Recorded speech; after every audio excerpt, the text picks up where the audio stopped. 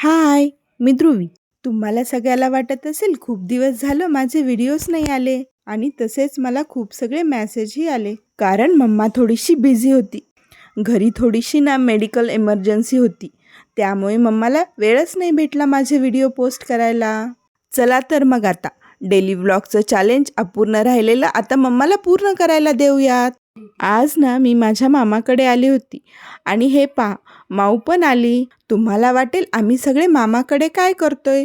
तुम्हाला सांगते, आज आमच्या आईला हॉस्पिटलमधून डिस्चार्ज भेटणार होता आणि ती घरी येणार होती. आम्ही सगळे आईच्या येण्याची वाट पाहत होतो.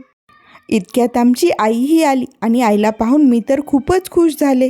कारण एवढ्या दिवस झालं आई हॉस्पिटलमध्ये होती ना, तर मला कोणी हॉस्पिटलमध्ये भेटायला सुद्धा घेऊन गेलं नाही. सर्वजण मला हेच सांगत होते की लहान मुले तिकडे अलाउड नाही आहेत. असो, आई आली म्हणून आम्ही सर्वच जण खूप खुश होतो. मग मस्त आम्ही आईचं औक्षण करून आईचं वेलकमही केलं.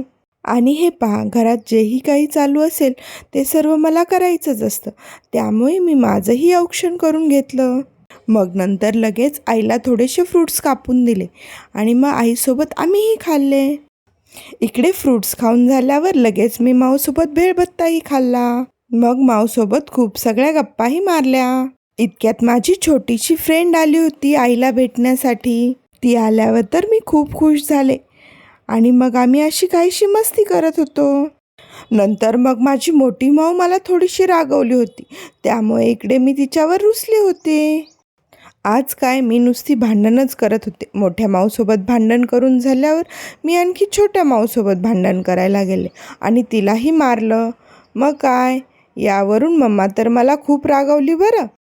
असो, हे सर्व तर चालूच असतं. नंतर मग छोटी माऊ आईचा व्यायाम घेत होती आणि तोच मी पाहत होते. छोटी माऊ मला म्हटली, नीट बघून घे, मी गेल्यावर आईचा व्यायाम तुलाच घ्यायचा आहे.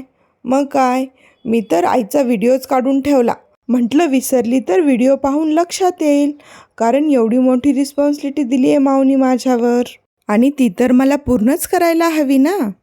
नंतर माझा असा काहीसा उशांचा खेळ चालू होता आणि बाकी सर्वजण आज आमच्या मामाचा बड्डे त्याचीच तयारी करायला गेले होते.